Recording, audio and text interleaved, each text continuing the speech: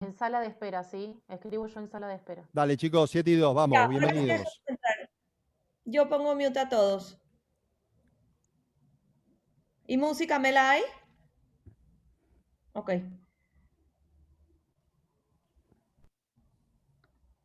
ok. Dejemos entrar.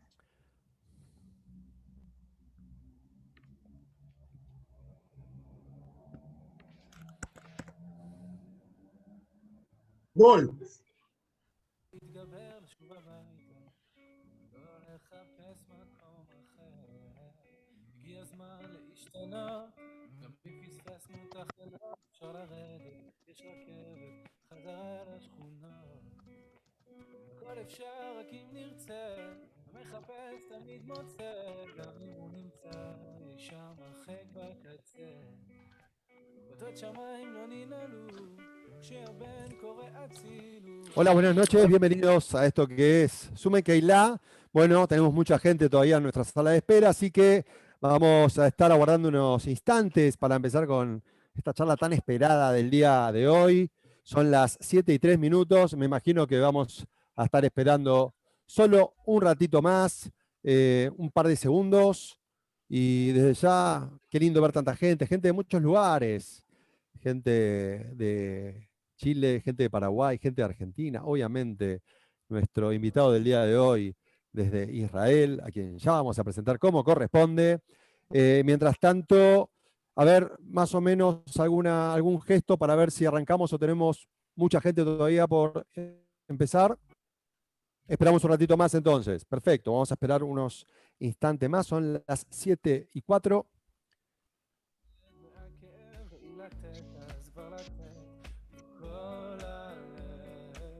הכל אפשר רק אם נרצה, המחפש תמיד מוצא, גם אם הוא נמצא אי שם הרחק בקצה.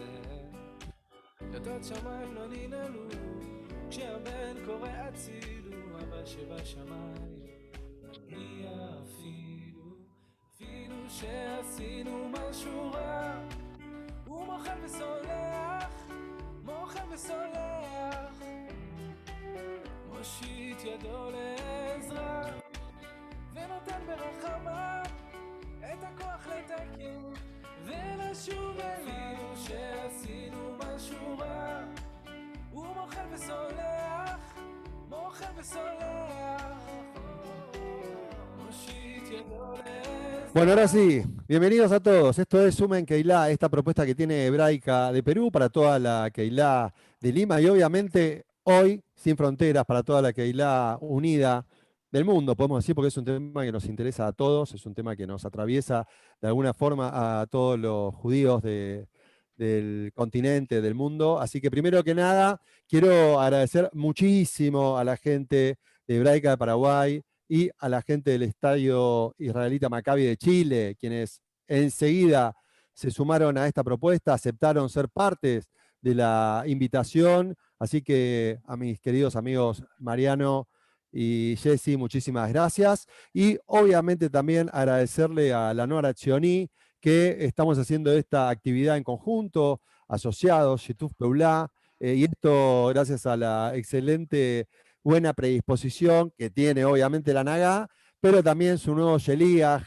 que es Rolo, que ha llegado hace unos días a Lima y que seguramente mucha gente todavía de Perú no lo conoce, ya lo van a conocer. Así que, Rolo, muchísimas gracias por esta colaboración. En breves instantes te voy a dar la palabra para que puedas presentarte como corresponde. Y antes de meternos en el tema y que presentemos a Marcelo Kicilevsky, que ya lo va a presentar como corresponde Rolo, contarles que el lunes que viene vamos a seguir con nuestro Video Club Hebraica, esta propuesta que tenemos desde Hebraica para aprender a ver cine, aprender a ver Netflix, tener algunos tips más para saber qué estamos mirando cuando vemos una película, una serie, escuchamos una música o algo. Así que es una propuesta hermosa que Hebraica tiene desde hace un par de semanas. Este lunes que viene a las 7:30 de la tarde, hora peruana. Invitamos a nuestros amigos de Paraguay y de Chile también, que si tienen ganas pueden sumarse a Video Club Hebraica. Para este miércoles vamos a analizar, para este lunes vamos a analizar series y vamos a tener como referencia la serie Gambito de Dama, seguramente muchos la hayan visto, y si no, la pueden ver en Netflix. Y ahora sí, mi estimado Rolo, bienvenido, Baruch Abba Lelima. ¿Cómo te va?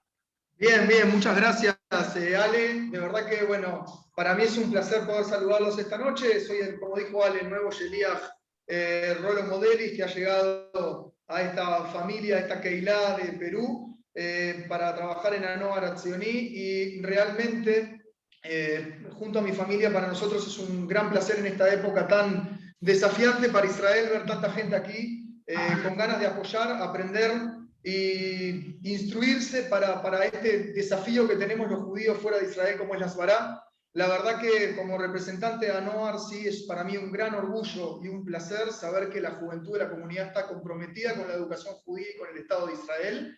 Y la verdad que tenemos con nosotros hoy el privilegio de poder escuchar, en primer lugar, a un gran amigo como es Marcelo Kisilievsky, pero además un profesor del Mahon Le Madrijim, un gran periodista especializado en Medio Oriente, con una enorme capacidad de síntesis y asertividad a la hora de explicar. Así que la verdad que va a haber un diálogo entre Ale y Marcelo. Para nosotros es un placer. Gracias, Marcelo. 3 de la mañana en Israel y estás aquí con nosotros, así que realmente lo valoramos muchísimo. Y nos quedamos en tus manos, la Bamá Shelja, como se dice, y seguimos en este día que creo que nos va a servir a todos muchísimo. Gracias. Gracias, Rolo. La verdad, un placer, un enorme orgullo verte ahí desde las aulas del Mahón haciendo el bien por el mundo. Me encanta. Muchas gracias. Hola Marce, bienvenido.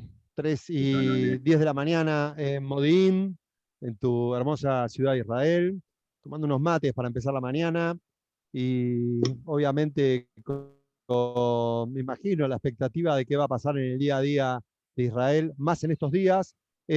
Vamos a contar a la gente que obviamente van a poder hacer las preguntas que lo deseen, simplemente lo tienen que escribir al chat, luego esas preguntas van a llegar a mí, yo las voy a estar transmitiendo. Y bueno, entendemos, Marce, que primero vas a hacernos una introducción con una presentación, así que adelante con esa presentación y otra vez, hermoso volver a verte, mi querido colega Marcelo Kisilievsky. Igualmente, Ale, querido. Muchas gracias por la presentación, muchas gracias a todos por la invitación.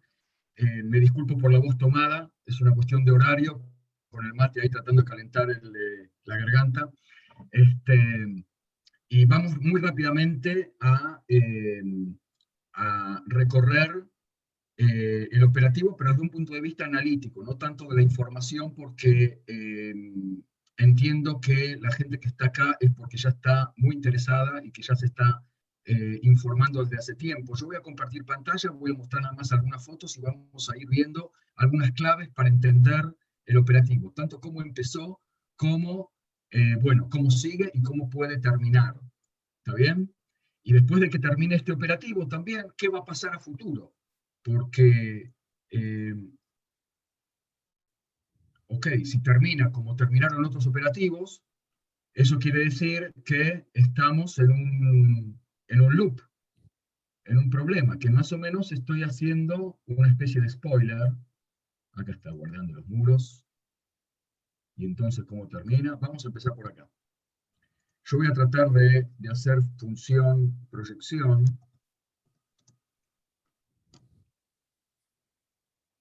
Ahí está. Díganme nada más, confírmenme si se está viendo excelente. Completa de... Bien. Se ve todo, perfecto. Se ve Claro, tu yo barra, puse... tareas abajo, pero no importa, adelante, está perfecto. Uy, Ahí estamos viendo tu mi carpeta. computadora haciendo problemas. Lo que puse al principio, igual vamos a seguir hablando, es... un segundo. Ahí estamos viendo la lista del supermercado que te mandaron para comprar. ¿En serio? No, mentira. No, estamos No, se me trabó la compu. Dale, perfecto. No hay Un ningún segundo. problema. Vamos a probar otra vez. Vamos a probar otra vez, no te preocupes, no te Compartir preocupes. pantalla. Me disculpo. Ahí estamos con el PowerPoint. Vamos a dejarlo ahí, no respiren. Dale. Excelente. Okay. No respiramos. Lo que puse ahí son 2 fotos icónicas de este operativo. Vieron que en cada vuelta, en cada guerra, hay imágenes de cosas que pasan. Y para que no nos olvidemos, la foto de la izquierda es un autobús que fue impactado directamente en Jolón. Y lo que vemos a la derecha es la acción del Cúpula de Hierro con los misiles antimisiles. Primera cosa técnica, ¿en qué se diferencian misiles que tiene Israel de cohetes que dispara Hamás? Los misiles son teledirigibles, tienen un motorcito y un GPS, y se pueden cambiar su ruta en el camino.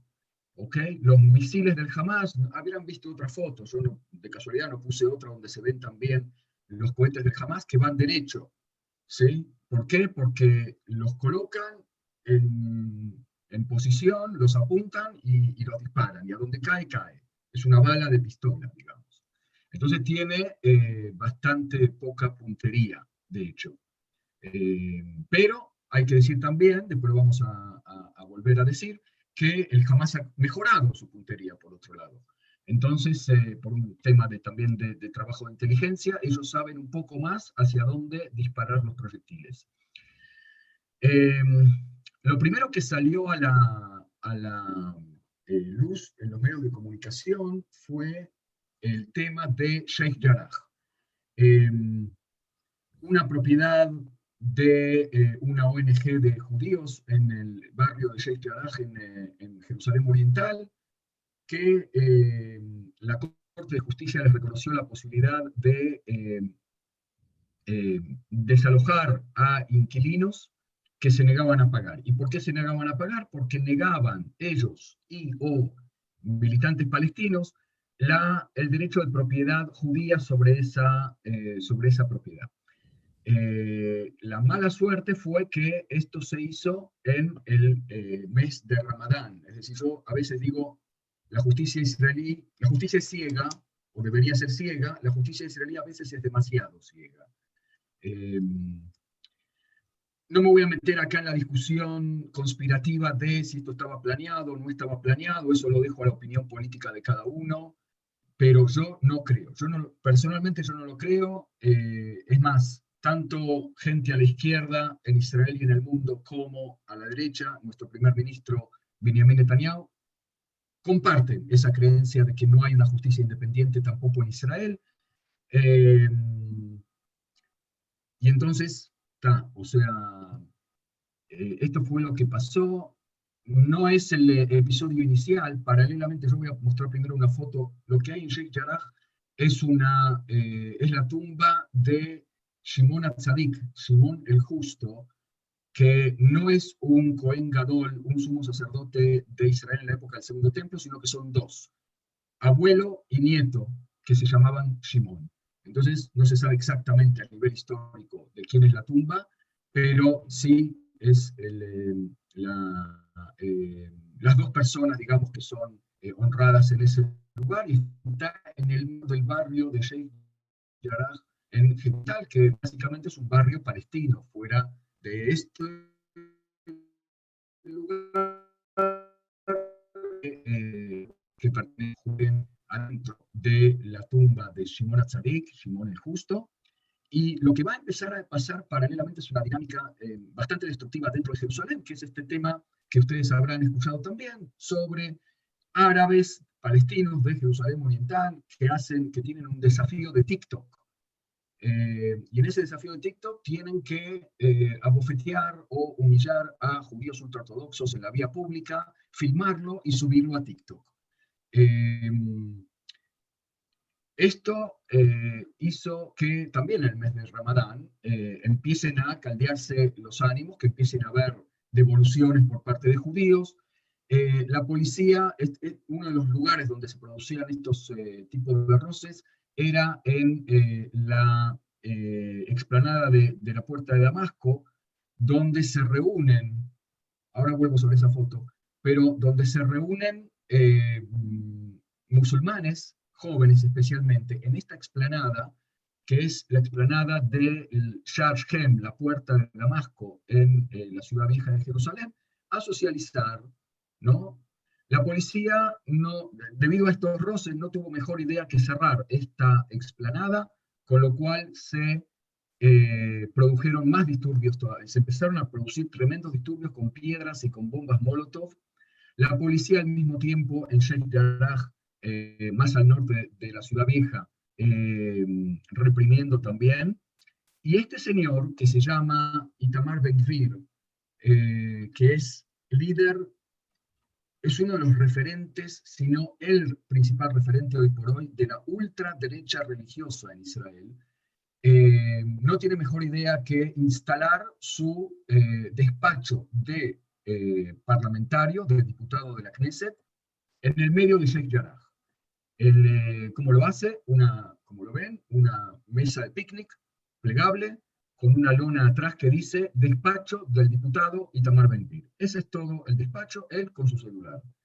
Lo que hay que entender es que cuando este señor se instala en cualquier lugar de Israel, sea este lugar o los que se extendieron después por todo el país de enfrentamientos entre árabes, israelíes esta vez, y judíos, ahí también se presentaba Itamar Ben-Gvir y lo seguían y lo siguen bandas de ultraderecha judía en Israel, por ejemplo, la Barra Brava de Beitar Yerushalayim, la organización La Familia, así se llaman ellos, así en español, o la organización Lehavá, una organización destinada inicialmente a evitar, por las buenas y por las malas, a que chicas judías se casen con chicos árabes, combatiendo de esa manera, a su modo de ver, la asimilación en Israel. Estos son, y que se presentan en las ciudades árabes, donde previamente empiezan a haber un tipo de pogrom entre de árabes contra judíos. ¿Sí? Esto lo vamos a mostrar después una fotito, pero empiezan a quemar coches, creo que lo tengo por acá, no, todavía no. Empiezan a quemar coches, queman alrededor de 8 sinagogas, empiezan a linchar judíos. Los judíos empiezan también, y el primer muerto es un árabe. El segundo muerto fue enterrado en estos días, fue un judío, ¿sí? Y así estamos. Pero el que quiera ver el tema de Jerusalén como razón del enfrentamiento con Gaza, se equivoca. Quizás le da contexto. ¿Por qué? Porque la verdadera razón va a tener que ver con esta foto que está acá, que es la interna palestina. De un lado tenemos a la derecha a Mahmoud Abbas, presidente de la autoridad palestina legalmente reconocida por los acuerdos de Oslo, tanto por Israel como por la comunidad internacional. Y del otro lado tenemos a Yahya Sinwar, que es el líder del Hamas en la Franja de Gaza. Su jefe, hay uno por encima de él que se llama Ismail Haniyeh, pero que hoy por hoy parece tener menos poder. Lo que pasó fue lo siguiente. Joe Biden, presidente norteamericano, lo conmina a Mahmoud Abbas a que efectúe elecciones en la autoridad palestina después de 15 años sin elecciones. Las últimas elecciones fueron en el 2006, con la participación del Hamas, porque George Bush hijo y su administración en la Casa Blanca obligaron a la autoridad palestina y a Israel a permitir la participación del Hamas en las elecciones. Esto es una de las muestras de cómo Estados Unidos, como todo Occidente, no entienden el Medio Oriente. Porque si permitís, porque hay democracia y todos tienen que participar, que participe una organización terrorista que la podemos calificar incluso de islamofascista por sus características, si quieren después ampliamos, que es tanto islámica como autoritaria, pero de corte bien fascista.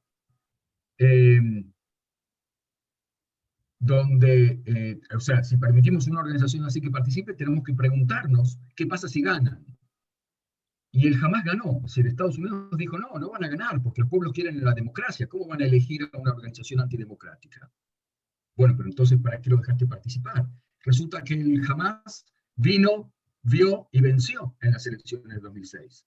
Entonces le dijeron, bueno, sí, está bien, ok, bueno, ganaste, pero tenés que reconocer los pactos preexistentes, porque sos un partido democrático que ganó elecciones democráticas, tenés que reconocer a Israel, tenés que renunciar al terrorismo como modo, o a la violencia como modo de dirimir el conflicto, y tenés que volver a la mesa de negociaciones, 4 condiciones para entregarle las riendas del poder. El Hamás dijo no, no, no y no. Y es la primera vez que un partido gana elecciones y no le entregan el poder. Entre nosotros, tiene razón, no le entregaron las riendas del poder. En común acuerdo, Israel, la Autoridad Palestina, Estados Unidos y el cuarteto. El cuarteto es, recuerden, Estados Unidos, la Unión Europea, Rusia y la ONU. Y entonces, un año después, hacen una guerra civil, el Hamás contra el Fatah, un golpe de Estado, mueren más de 1000 palestinos a manos de otros palestinos, la mayoría del Fatah, el partido de Mahmoud Abbas, laicos, nacionalistas, no necesariamente democráticos, pero más racionales, con ellos se puede hablar, con ellos hay una especie de modus vivendi o paz de facto en Cisjordania. Y del otro lado, el Hamás, que finalmente en 2007 se queda con la Franja de Gaza, se alza con la Franja de Gaza, y desde entonces, gracias a la inteligencia, dicho muy irónicamente, de George Bush hijo, tenemos 2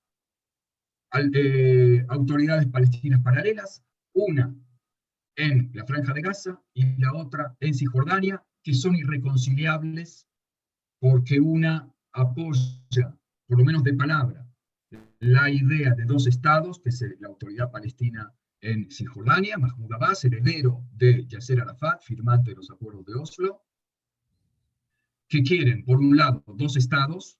Hoy ya no digo 2 estados para 2 pueblos, ellos quieren un estado para el pueblo palestino y otro estado que no se autocalifique como judío, eso es otro tema, lo cual es injusto a mi modo de ver, y confrontación no violenta contra Israel, porque no hay del otro lado con quien hablar, hay un gobierno de derecha. Entonces vamos a hacer diplomacia pública, vamos a hacer diplomacia en el mundo, vamos a buscar el reconocimiento del Estado palestino que todavía no se creó, etcétera, etcétera. Y en la Franja de Gaza tenemos a el Hamás, que tiene una ideología absolutamente inversa con respecto al conflicto. Punto 1, un solo Estado, es decir, hay que destruir Israel, que sea islámico radical, tipo Arabia Saudita, tipo Irán.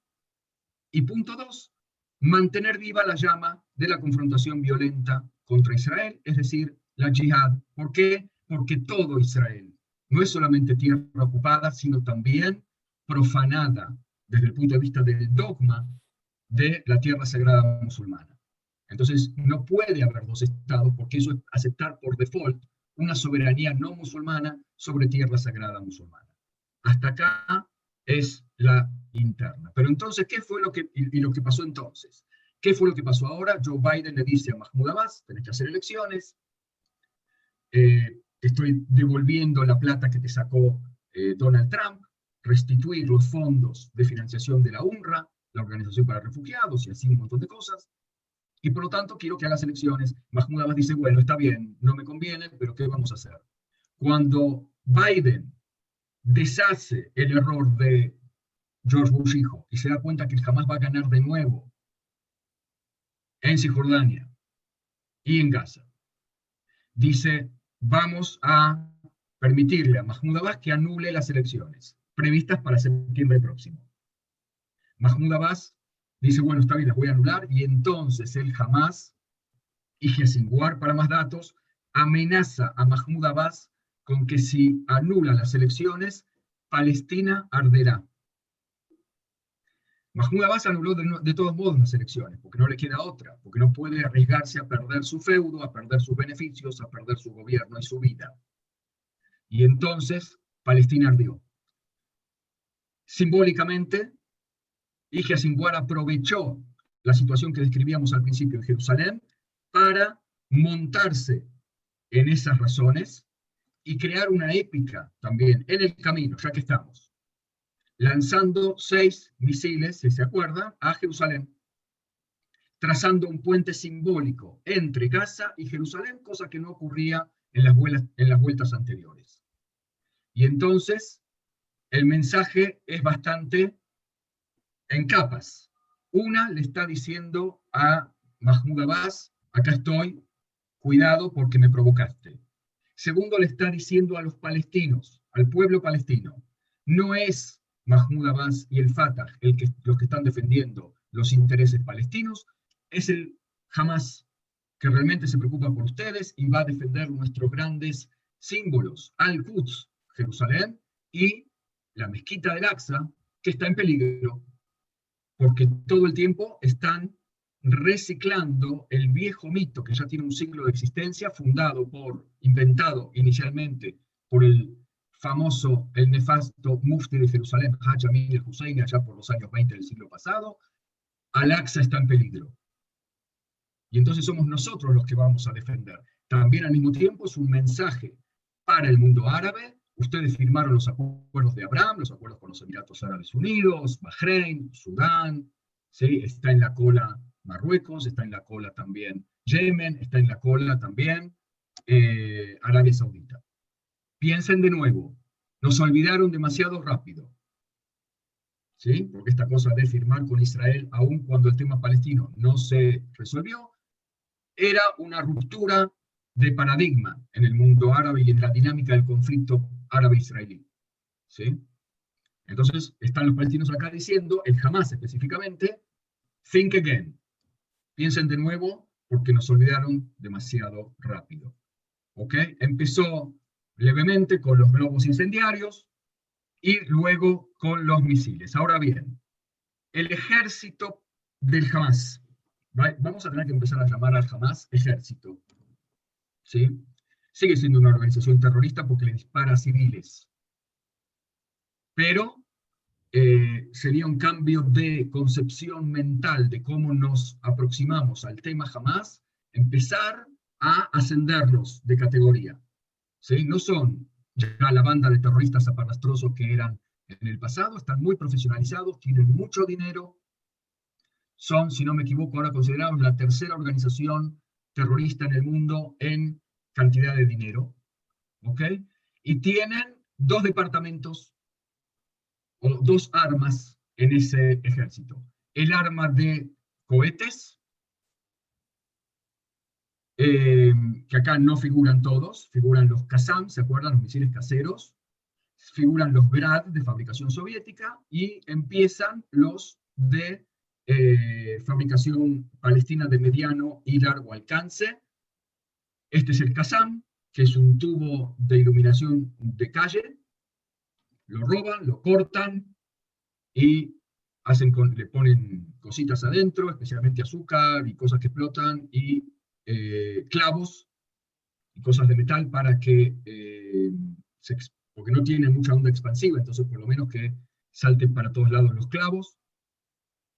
Este es el misil M75 que ya en 2014 en Tzuk Eitan llegaba a Tel Aviv. Y este es uno nuevo, el R-160, que puede llegar a Haifa. Y ahora inauguraron, no puse foto, pero inauguraron el R-250, el Ayash, que puede llegar a Eilat. Tiraron uno para hacer propaganda y guerra psicológica al aeropuerto Ramón de Eilat. Erraron por decenas de kilómetros, no importa, cayó en algún lado en el Negev, pero tienen proyectiles así. Para esta arma del ejército de Hamas, el arma de cohetes, Israel tiene el conocido cúpula de hierro, que las buenas noticias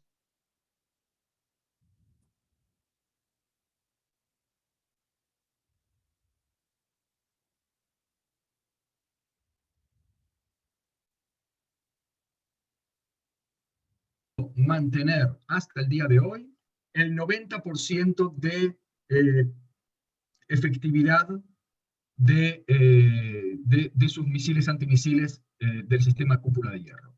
¿Ok? Es decir, que Israel tiene respuesta para esa arma de este ejército. El segundo arma, o la segunda arma del ejército de Hamas, es este tema de los túneles. Muy, muy profesionales los túneles. El chiste de en Tel Aviv es: vamos a contratar a los chicos de Hamas para que nos construyan el metro, el subte de Tel Aviv, porque tienen el know-how, ¿no es cierto? Se pueden ver así, se pueden ver así, o así. Se han aprovechado incluso para que novias y novios lleguen más rápido a sus casamientos. Pero que no solamente son los túneles que conocimos en la época de Gilad Shalit, que entraban en Israel con la intención de hacer atentados terroristas dentro de Israel, sino también que son una ciudad subterránea. Bueno, ahora esto lo saben todos por el operativo Metro que hizo Israel en este operativo. Una verdadera ciudad subterránea debajo de la ciudad de Gaza, en la zona norte de la Franja de Gaza, que le sirve para almacenar, que le sirve para esconderse, que le sirve para comunicarse entre los distintos sectores de la organización Hamas. Y para esconderse. Los líderes terroristas hasta ahora no se están logrando. Ahora escuchamos que los palestinos por lo menos dicen que hubo un intento de liquidar a Yahya Sinwar. Israel informó esta mañana, para ustedes esta mañana, para mí ya ayer, de 2 intentos de liquidar al segundo de Yahya Sinwar, Muhammad Def, un architerrorista responsable de la muerte de decenas de israelíes. Israel fracasó. La pregunta de por qué le da la posibilidad a los medios de comunicación israelíes de informarlo es una pregunta que tiene que ver seguramente con la guerra psicológica con el Hamas. Para esta arma, Israel también tiene la respuesta. Ya habrán escuchado, el muro subterráneo. Arriba hay una cerca inteligente con sensores de 6 metros de altura, y sigue hacia abajo con un muro de concreto con sensores también de 30 metros de altura. ¿Ok? En el paisaje se ve así. Vemos aquí la cerca inteligente que recorre todo el perímetro de la Franja de Gaza, alrededor de 80 kilómetros si no me equivoco, y son 6 metros, una cerca de color blanco, y sigue hacia abajo, no la vemos, con el muro de concreto de 30 metros de profundidad, hasta donde sabemos, quizás incluso más. La foto que mostrábamos al principio, perdón, y esta foto que les comentaba al principio también, de un nuevo frente abierto en esta contienda, o varios nuevos frentes que hay que mencionar. El primero, el más preocupante para nosotros, es el de árabes contra judíos dentro de la sociedad israelí. Cuando este operativo se termine, y se va a terminar en los próximos muy poquitos días,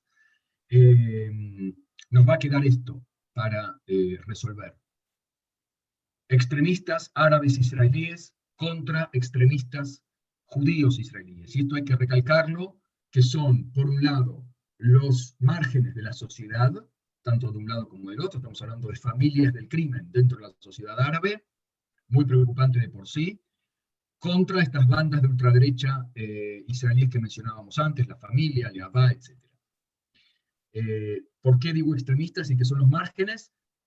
Porque, por otro lado,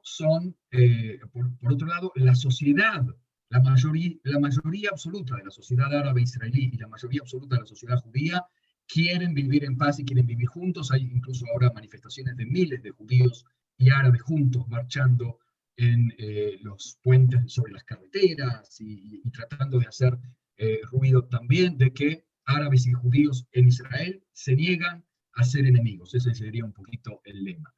Y esto es esperanzador por un lado, pero por otro lado no se había visto hasta ahora, y hay alguien que dijo, desde los tiempos de los disturbios de 1936, una pelea tan encarnizada, con linchamientos, con quema de iglesias, entre árabes y judíos. Hechos centrales de este operativo, entonces, el tema de los edificios, los 3 edificios o 4 que fueron volteados al principio del operativo. Entre ellos, el que más ruido hizo fue el de donde estaban las agencias de noticias AP, Associated Press y Al Jazeera. Israel dice que la central de inteligencia del Hamas funcionaba en el sótano de este edificio.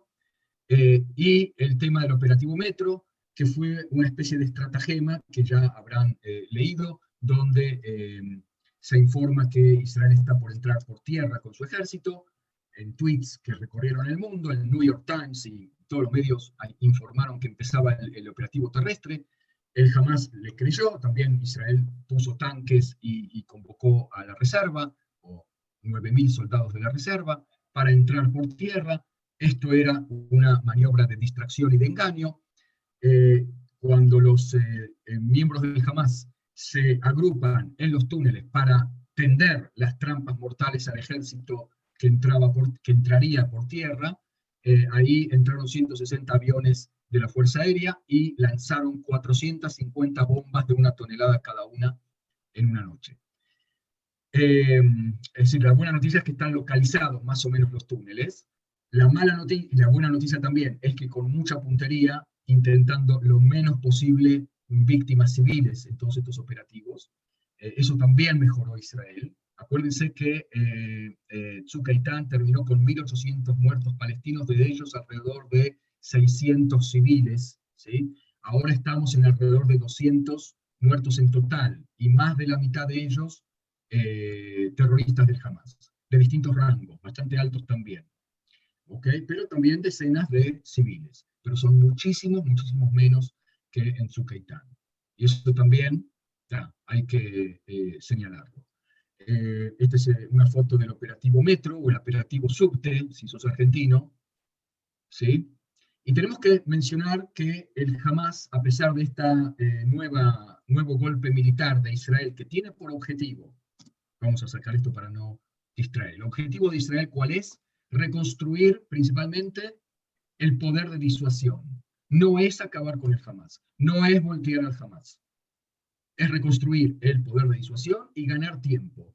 Que el Hamas no quiera seguir lanzando misiles, que se retire de este operativo con algún tipo de logro, pero que está tirando la toalla, y entonces que tenga menos logros que en Tzuk Eitan, y ganar tiempo, ganar que si ya tuvimos 7 años de calma desde Tzuk Eitan hasta este operativo, que haya, no sé, por lo menos 10 años de calma de aquí en más. Que entiendan que no pueden y que se tienen que se tomen el tiempo. En ese tiempo, bueno, después vamos a decir qué va a pasar en ese tiempo. Sin embargo, los logros del Hamas no son nada despreciables y no son en el campo militar. El logro del Hamas es que logran perfilarse no solamente en la calle palestina, sino en el mundo árabe entero, como defensores de Jerusalén y de Al-Aqsa, una figura épica como Saladino el Conquistador. Han logrado, por fin, desde su punto de vista, despertar a la calle palestina en Cisjordania. Hay muchos disturbios, no sabemos si esto conduce a una cosa más continuada o que también se está por terminar. Es decir, que de alguna manera la autoridad palestina de Mahmoud Abbas ha perdido el control, al punto que él, para no quedar en offside, como diríamos en fútbol, ha tenido que llamar a los palestinos en Cisjordania a participar también en los disturbios. Ha logrado despertar a la calle árabe israelí. Esto sí es novedoso, es una cosa muy preocupante para Israel. Ha logrado despertar al Frente Norte, de nuevo, signo de pregunta. No sabemos si esto es algo que va a continuar o si las organizaciones palestinas, sobre todo, hasta donde sabemos no es Hezbollah que está disparando los cohetes que están cayendo en el norte de Israel, que hoy han caído en las Krayot, en la zona entre Haifa y Akko. Muy preocupante, y un día antes o 2 días antes en el mar frente a Naharía, ¿sí? Esto también se puede anotar como logro en Hamas.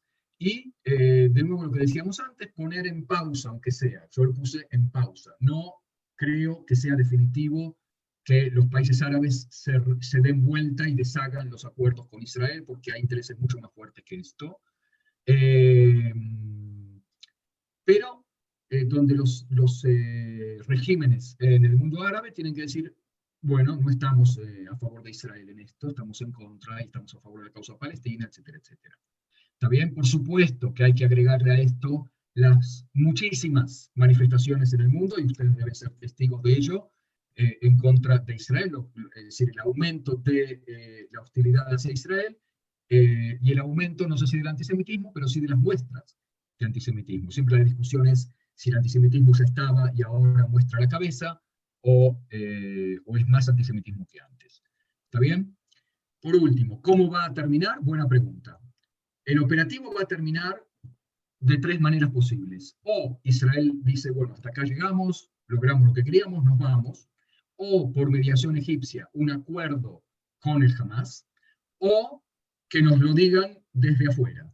El Consejo de Seguridad para Israel es vinculante, no la Asamblea General de la ONU, pero sí el Consejo de Seguridad. Si el Consejo de Seguridad saca una resolución que dice, hasta acá llega el operativo, cesa el operativo en estas y cuales condiciones, Israel en general va a acatar lo que dice el Consejo de Seguridad, que está mediado por el no veto de Estados Unidos. Hasta hoy, hasta esta hora, Estados Unidos está vetando la posibilidad del Consejo de Seguridad de una resolución, pero ya habló 4 veces con Netanyahu y en cada vez va escalando la exigencia a Israel de ir frenando el operativo. Ahora le dijo, bueno, quiero una reguía, no un alto el fuego. Reguía quiere decir una tranquilización, una moderación de los ataques de Israel hoy mismo, o sea, miércoles, y se calcula que esto puede llegar a durar hasta el jueves. Bibi Netanyahu habló y dijo, vamos a seguir, no tenemos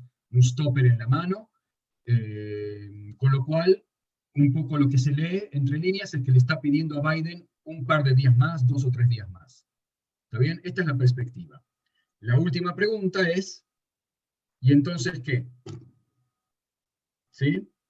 Y acá tenemos 2 posibilidades. O es un operativo que va a terminar igual que los anteriores, reconstrucción del poder de disuasión, ganar tiempo. En ese tiempo, el Hamas se va a volver a rearmar, e Israel también, hasta la próxima vuelta, que es lo que pasó hasta ahora desde 2009, plomo fundido. O va a haber que cambiar las reglas de juego y cambiar el paradigma. Para cambiar el paradigma tenés 2 posibilidades. O conquistás de vuelta la franja de Gaza. Entrás a reventar todo. Reventás la ciudad subterránea, entre paréntesis, sigue Israel bombardeando los túneles. Quiere decir que no los terminó, y no los va a terminar tampoco, no nos engañemos. Los del Hamas siguen disparando misiles porque los tienen. Siguen teniendo capacidad de fuego. Pero entonces es entrar, reventar todo, voltear al Hamas, instalar ahí por 5 años una nueva ocupación de la Franja de Gaza, desarrollarla como Singapur y retirarnos después de 5 años. Eso dicen los entendidos, puede ser una solución. La otra solución, o sea, esta solución tiene un precio. ¿Cuál es el precio? Cientos de soldados muertos y decenas de miles de palestinos muertos. Entonces la pregunta es, ¿cuántas madres israelíes van a aceptar que sus hijos se metan ahí abajo, en ese infierno? Y si Israel y el pueblo judío van a poder cargar en su conciencia y en su imagen internacional decenas de miles de palestinos muertos. Eso es un precio. La otra solución es reconocer al Hamas. El Hamas está aquí para quedarse, chicos. Entablar relaciones de paz con el Estado de Hamastán, pensar en 3 estados para 2 pueblos, intercambiar embajadas y relaciones comerciales con el Hamas. No es lo que el Hamas quiere, ese es el único problema que tiene esta solución. El Hamas no va a aceptar porque estaría contradiciendo su ADN, el dogma de la tierra sagrada musulmana. No va a reconocer a Israel. Con lo cual, el escenario más plausible hoy por hoy es lo que dije antes, que va a terminar igual que los anteriores. Restitución del poder de disuasión, tiempo, ojalá 10 años, pero no hay garantías, porque en 10 días Israel consiguió muchos más objetivos que en los 50 días que duró Tzuk Eitan en 2014.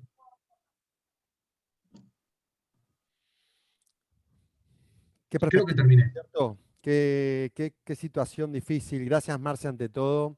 Nos diste un verdadero pantallazo que definitivamente nos da más información de la que teníamos y nos deja pensando, ¿no?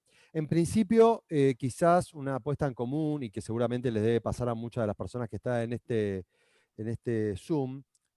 Nosotros en la Golá tenemos esta terrible necesidad de hacer catarsis permanentemente con lo que pasa en Israel. De alguna manera, no estamos allá, no elegimos todavía vivir en Israel, pero las redes sociales hoy nos tienen todos los días pendientes de cuáles son las opiniones, de qué pasa, de qué podemos responder, de cualquier ataque antisemita, aunque sea de manera virtual, nos afecta. Entonces, siempre queremos buscar información y realmente hemos sido testigos estos días de que este Zoom quizás es el Zoom que hace media hora hicieron otros. Constantemente estamos charlando con periodistas, con gente de Israel y definitivamente nos hace bien. Nos hace bien seguir entendiendo lo que pasa y de alguna manera, quizás de esta manera, seguir solidarizándonos, seguir estando presentes, seguir diciéndole a todo el pueblo israelí que bueno, que nuestro termómetro es el termómetro de los que de ustedes, que son los que están allá. Así que en principio, comentarte esto, que me imagino que es el sentir de más de uno de nosotros.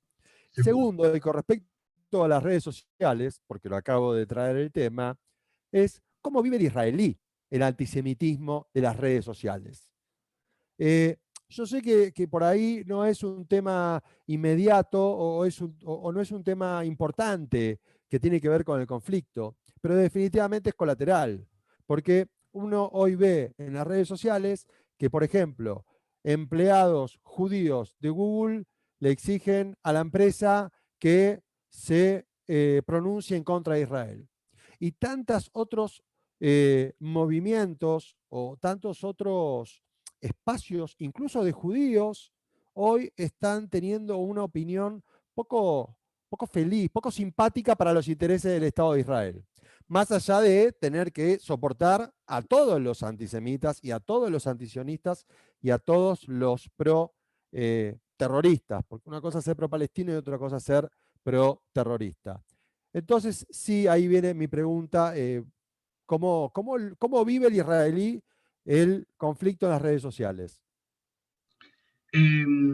Yo soy menos experto en ese tema. Lo que sí te puedo decir, porque no sigo todo el tema de las redes sociales de los israelíes respecto de lo que pasa en el exterior, lo que sí te puedo contar es que está creciendo la conciencia de los israelíes sobre lo que pasa en las redes sociales, lo que pasa a nivel del antisemitismo o la hostilidad hacia Israel en las redes sociales o en el mundo, no sé, de los famosos, por ejemplo, donde lo que sí hay que decir es que cuando hablamos en Israel de redes sociales, estamos hablando de redes sociales en inglés.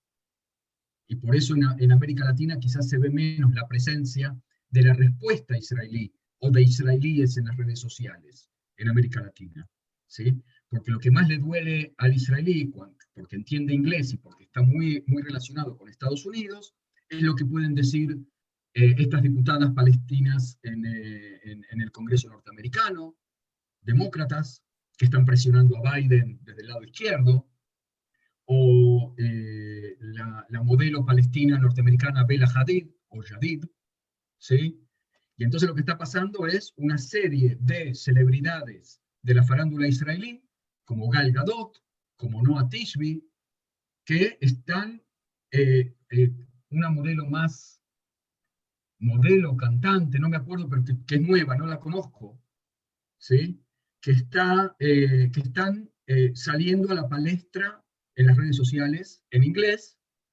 Esta chica que te menciono y que no me agarraste por sorpresa, no lo preparé, No pero importa. entonces no me acuerdo el nombre de esta artista, que es una cantante, parece que muy buena y que tiene mucha presencia en Instagram y en TikTok.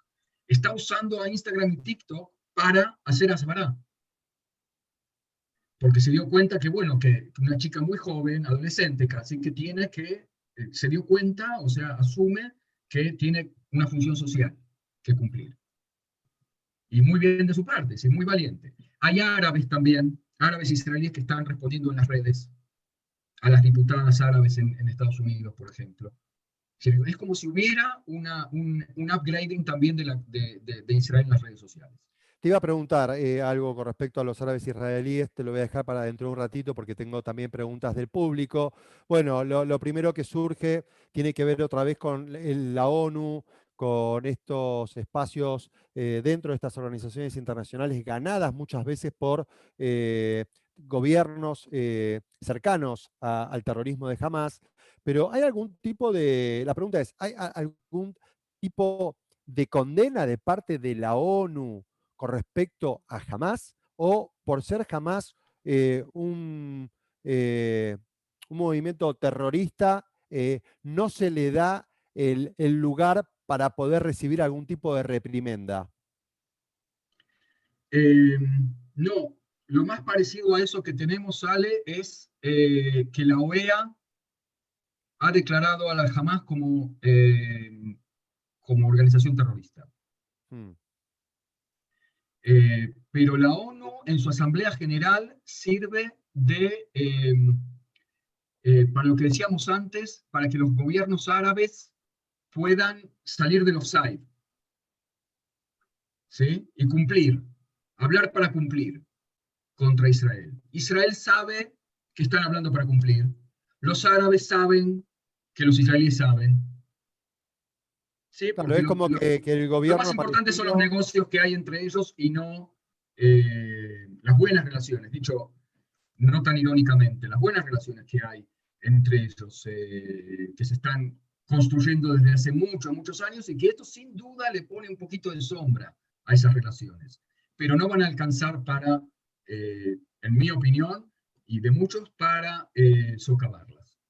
Sí, estaba pensando que es más por ahí más conveniente para el mundo de la ONU, para todos estos representantes, pensar en que Israel sí es un gobierno de derecho y que tiene que respetar o que tiene que oír cualquier tipo de consideración, y saben de movida que por ahí al gobierno de Gaza ni fu ni fa, no va a pasar nada, no les va a mover la aguja, como decimos. Tal cual. A Israel le preocupa nada más que dos instancias, que son el Consejo de Seguridad, por un lado, y eventualmente la Corte Internacional de la Haya. Eso sí le preocupa a Israel, que también hay desarrollos por ese lado, ¿no? Ahora, también mencionaste en tu presentación lo que hizo este parlamentario israelí de derecha, de instalarse en Jerusalén con su mesa de picnic, cual oficina para atender a la gente. ¿Qué tipo de reacción generó oficialmente esa postura y esa muestra, esa provocación? Eso provocó mucha ira. Yo supongo que la gente debe tener preparadas preguntas por el tema de la interna política en Israel, que no la Claro en que la sí, presentación. claro que sí. Netanyahu finalmente le dijo a Ben Gvir, hermano, salí de ahí, ¿no? Pero Ben Gvir lo que hizo fue irse a Lod. En Lod, el principal epicentro de los disturbios antijudíos por parte de árabes y de la posterior respuesta de bandas judías hacia los árabes.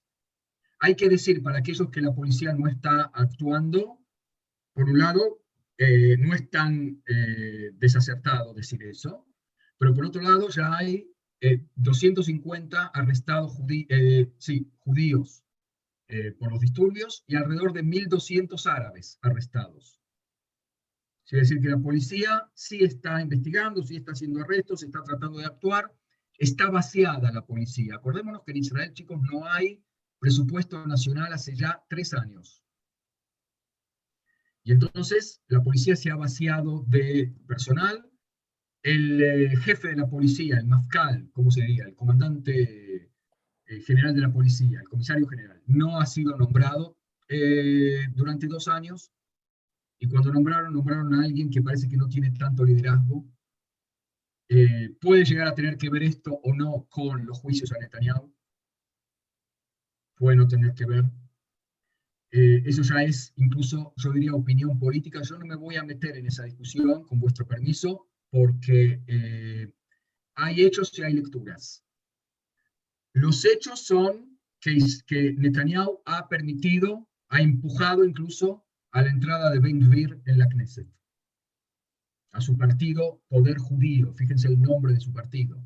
Se unió con Smotrich, otro extremista de derecha, pero que ha llamado a la cordura y ha condenado la violencia de judíos contra árabes también. Ojo, porque hay matices entre ellos dos. ¿Sí? Pero que han formado otro partido que se llama sionismo religioso, ¿no? Y así han entrado a la Knesset. Y esto empujado por Netanyahu. Pero lo empujó Netanyahu para que le den los números a la hora de formar coalición, aunque le salió mal. Me mencionás Netanyahu y estoy casi eyectado a preguntarte, ¿vos creés que una vez terminado este conflicto, quizás en un par de días, quizás en una semana, se va a continuar con la búsqueda del nuevo gobierno? ¿Creés que la salida de Netanyahu del gobierno puede ser una solución a los problemas de Israel con sus vecinos o una amenaza a el diálogo entre Israel y sus vecinos? No te pido una opinión política tuya, pero quizás qué es lo que cuando uno lee los diarios, o sea, los principales referentes de la política israelí, ¿qué se está hablando, ¿no es cierto? Ok. ¿Cuáles son los títulos que surgen hoy de este tema? Ahí mejoraste la pregunta, porque sí me estabas pidiendo una opinión política. De todos modos, lo que hay que decir, yo quiero diferenciar, porque yo trato de hacer análisis, me invitan más como periodista analítico, obviamente que tengo mi opinión política. Pero están las lecturas y están los hechos. Y en los hechos, esta situación, hay que empezar diciendo, favorece a Netanyahu. No cabe duda que favorece a Netanyahu.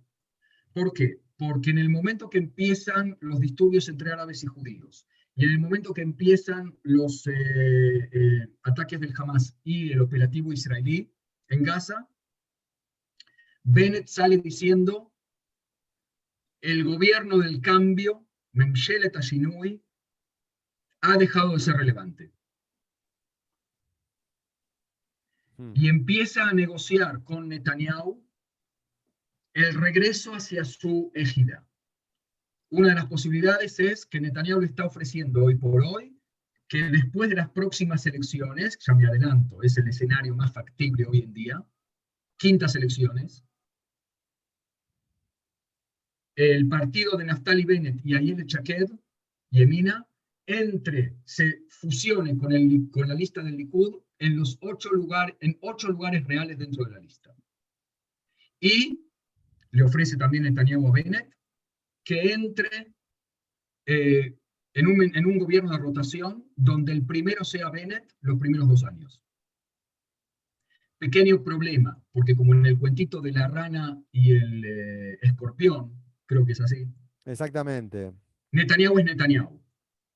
Y entonces le está exigiendo, no le está ofreciendo dar un paso al costado por 2 años y después le toca a él, sino que le está exigiendo quedarse con la residencia del primer ministro en la calle Balfour en Jerusalén, poder seguir dirigiendo al Mossad, al Shin Bet, y no me acuerdo qué otras funciones de poder dentro del gobierno.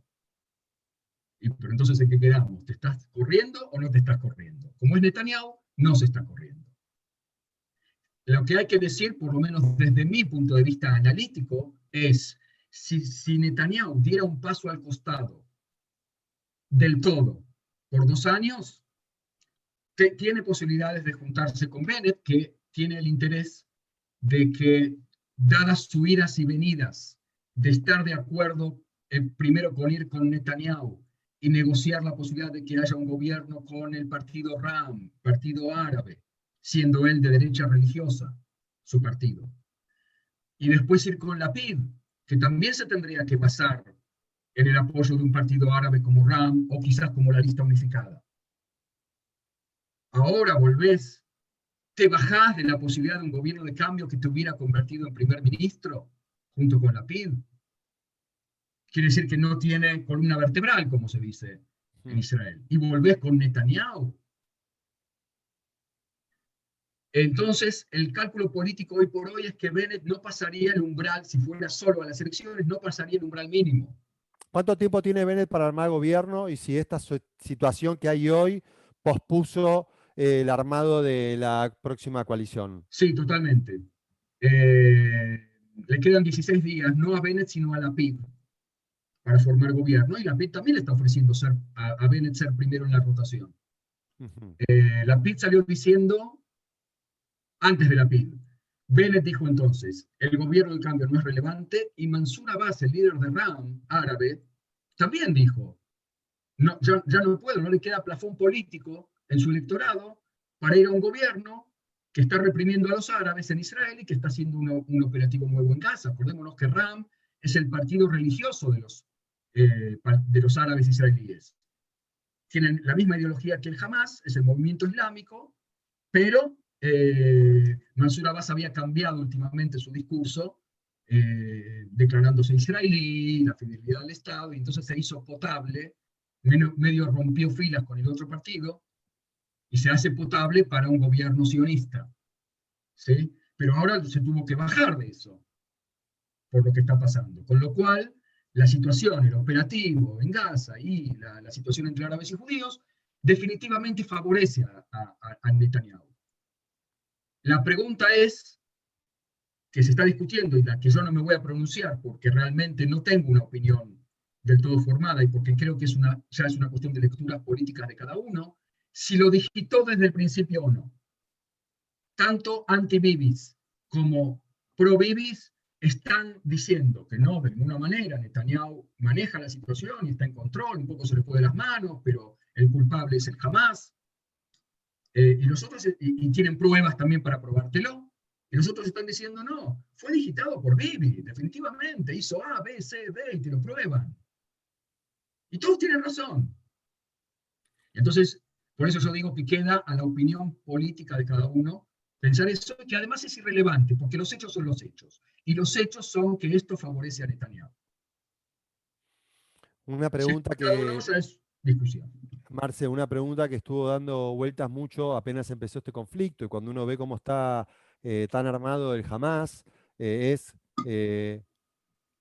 quizás la pandemia ocupó tanto espacio y tanto tiempo en la inteligencia israelí de cómo solucionar la situación eh, que le quitó la mirada de lo que estaba pasando en la Franja de Gaza, porque uno se pregunta cómo se pudieron rearmar tanto, o sea, cómo no la vieron venir.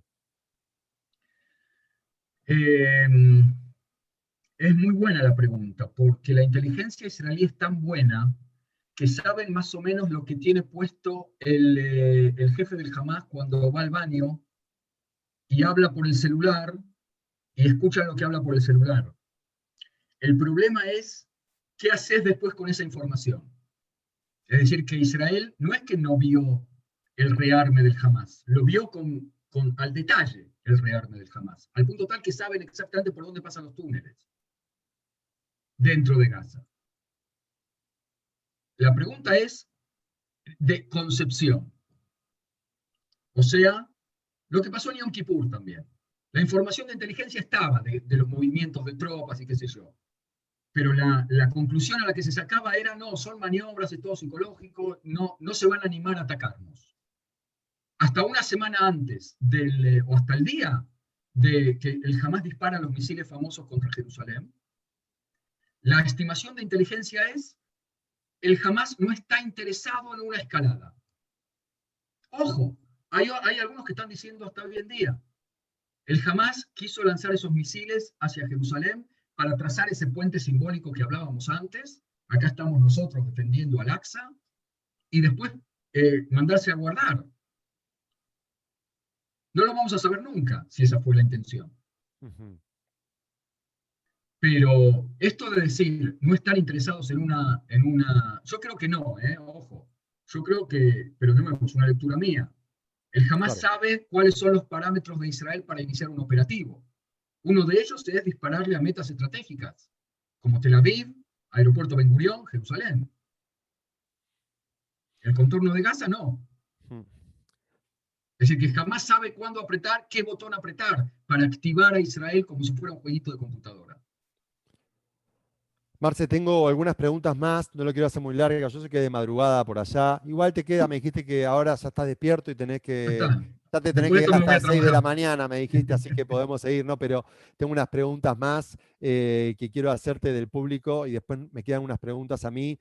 Primero, te las hago juntas, así nos las podés responder, por más que tienen que ver con temas diferentes. Pero una es, ¿cómo lidia el gobierno, ¿no es cierto?, con los religiosos que se presentan en manifestaciones a favor de los palestinos? Me imagino que estamos haciendo mención acerca de los Naturey Karta principalmente, es una pregunta que están haciendo, y la otra pregunta es, ¿qué opina la población civil palestina? ¿Qué postura ha tomado la autoridad palestina, o sea, dentro de Cisjordania, con el tema del conflicto israelí-Hamás? Eh, yo no he visto manifestaciones de Neturei Karta a favor de los palestinos. Hace mucho que no veo nada de Neturei Karta en ningún lado, salvo que sé que existe un asesor de asuntos israelíes de Neturei Karta en Irán. En su momento había un asesor de asuntos judíos de Arafat, si se acuerdan, de Neturei Karta. Pero es como un asunto viejo eso, no está en este momento activo, hasta donde yo pude ver. Ok. ¿Okay? Los Haredim están preocupados por otra cosa, están preocupados por lo que pasó en el Monte Merón, están preocupados por ahora que pasó un nuevo accidente en una sinagoga no terminada de construir, una cosa inverosímil, donde murieron creo 2 personas, pero que una tribuna entera se derrumbó dentro, no sé, lo habrán escuchado la noticia. Sí, Bueno, esas son sí, se ve la las noticia. cosas que pasan con los Haredim. Y con respecto a Mahmoud Abbas, un poco lo dijimos, eh, anulación de las elecciones y alineamiento en este momento de Mahmoud Abbas con la causa palestina, o sea, con el Hamas. Ahora, el árabe israelí.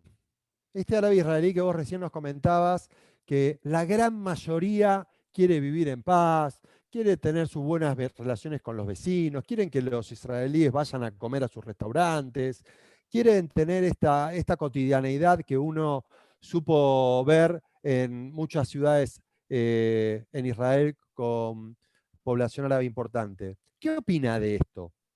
O sea, ¿qué opina el árabe israelí? Pero tratemos de salir del conflicto. El conflicto terminó, las bombas dejaron de caer. De acá a 2 meses va a haber una paz absoluta nuevamente, como la que veníamos viviendo hasta hace un mes. ¿Qué opina de lo que está pasando en Gaza? ¿Cuál es su opinión? ¿Cómo se está parando con relación a lo que es el Hamas?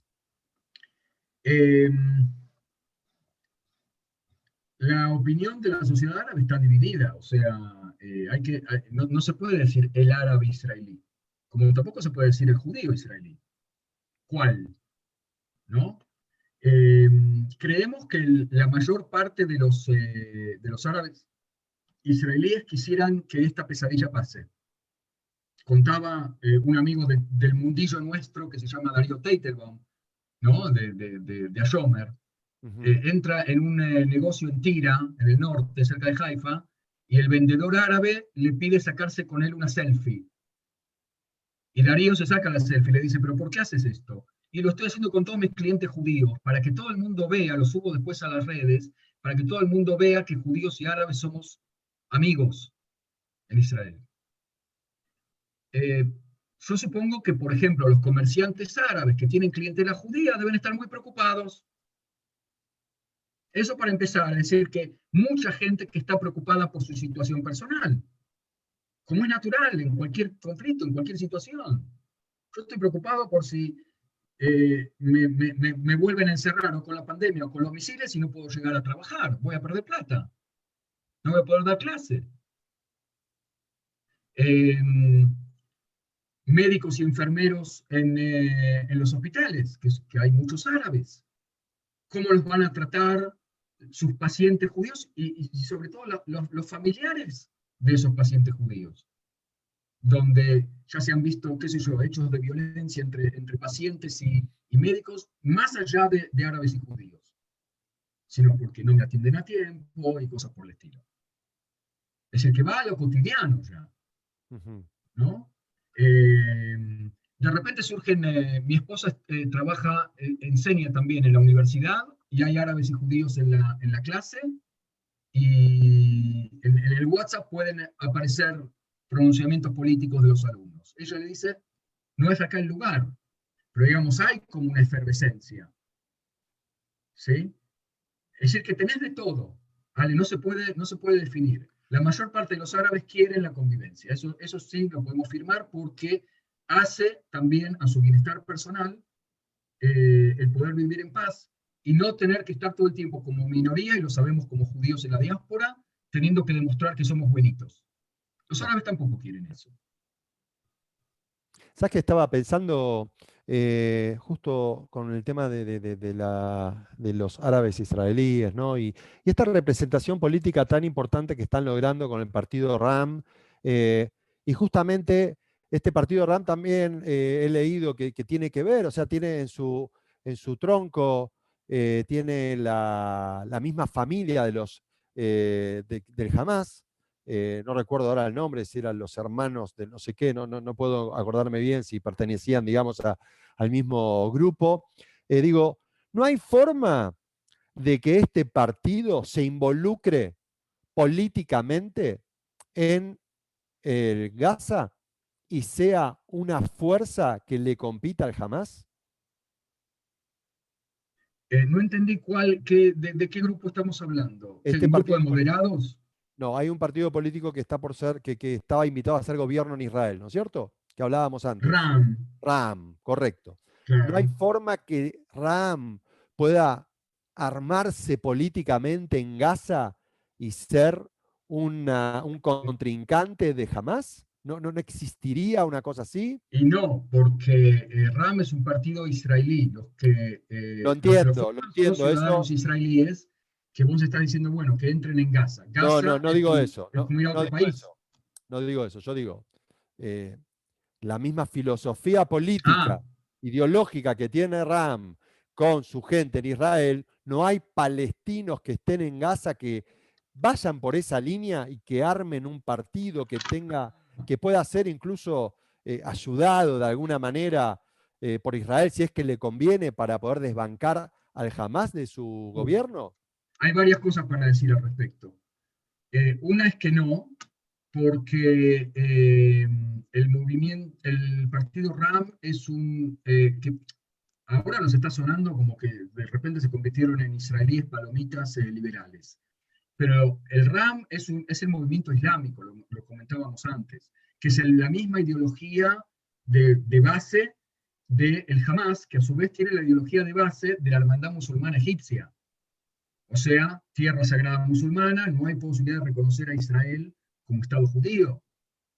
Pero por el momento estamos acá y no importa, las luchas en el Medio Oriente pueden durar siglos, miren chiitas y sunitas, tenemos tiempo, ¿sí? Y mientras tanto tenemos una coyuntura.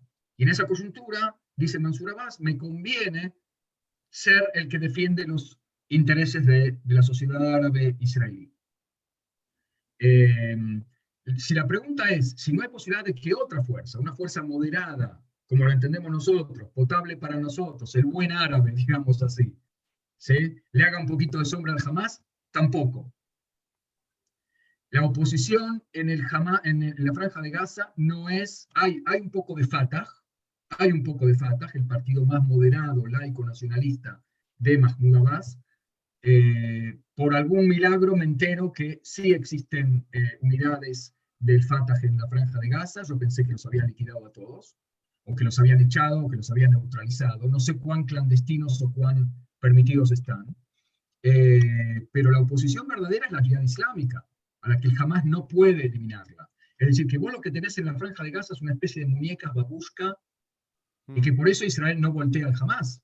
Porque si volteas al Hamás está la Jihad Islámica, y si volteas a la Jihad Islámica está Al-Qaeda palestinos, o los comités de resistencia se llaman, otra organización. Y son todos islamistas radicales. E incluso Al-Qaeda palestino, incluso hay una celulita de ISIS palestino. Entonces, estás en un broj, como diríamos acá.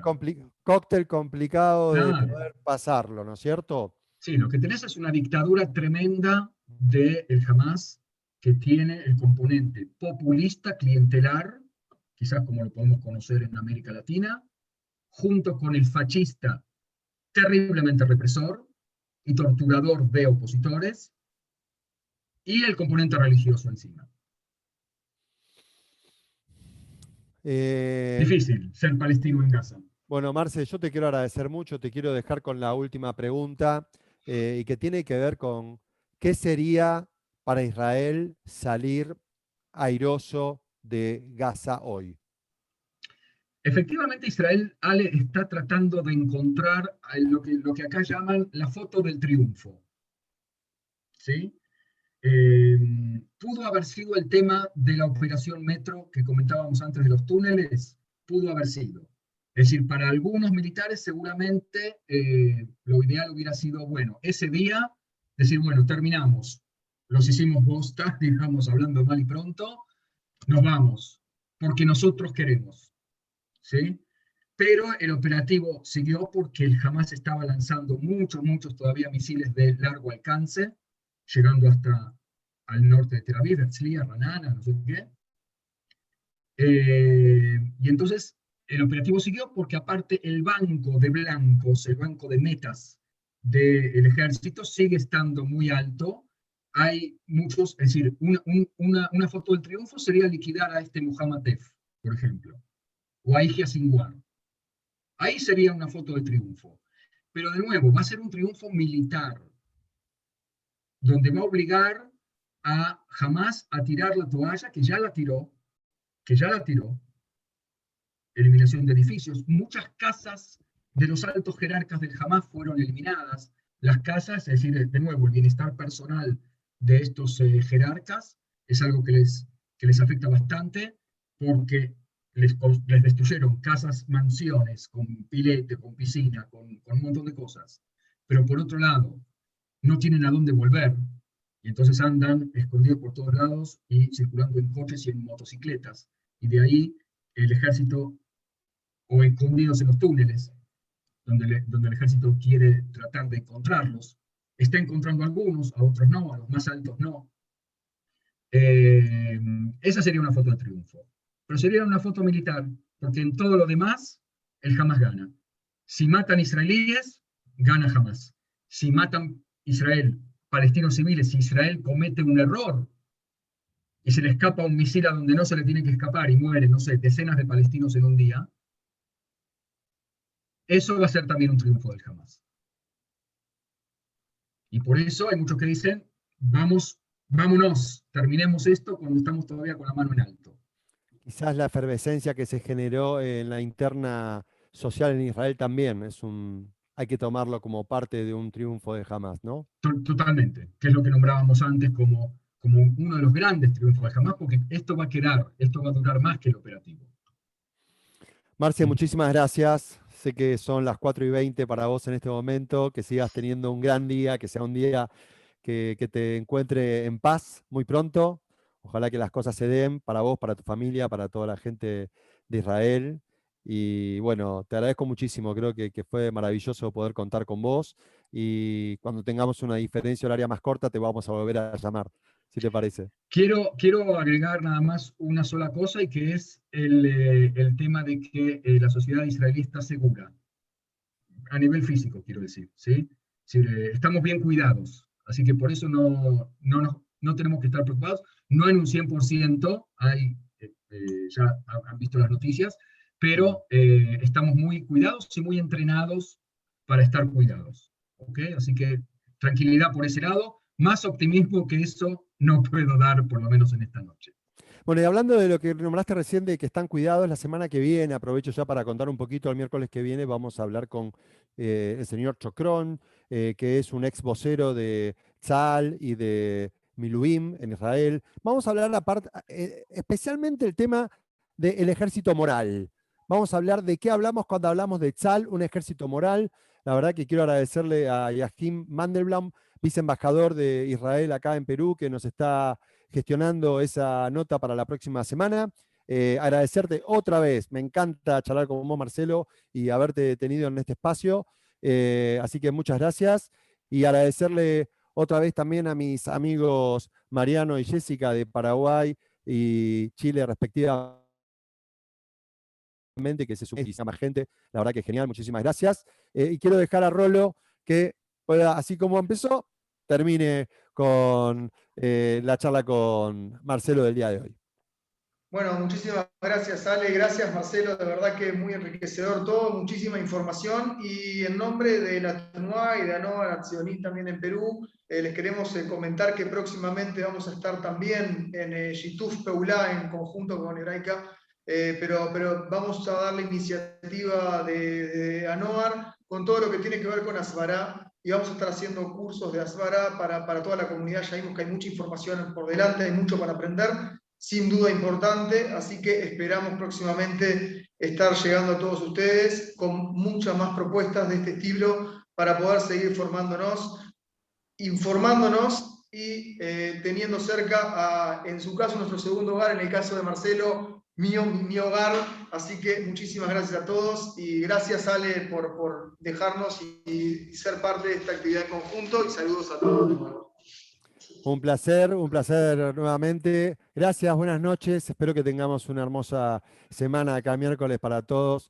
A los que están acá en Lima, invitarlos como siempre a Hebraica para que vengan, para que disfruten en un espacio seguro, un espacio protegido, con todos los protocolos. Y a los que están en Chile, en Paraguay, en otros lugares, que activen principalmente la Asbará, el sentirse tranquilos, el que tiene la posibilidad de responder en los medios, con altura, con diplomacia y con mucha educación, defendamos a Israel. Somos parte de los que tenemos que hacerlo, es nuestra misión y hay que tener información, así que gracias, Marcelo, por darnos esta información que también nos viene a nosotros. Buenas noches. Sí. Gracias, paz y salud para todos. Aguanten por allá. Mucha Buenas solidaridad noches. por ustedes. Gracias. Hasta el próximo Sumen Keilah. Chao. Bye.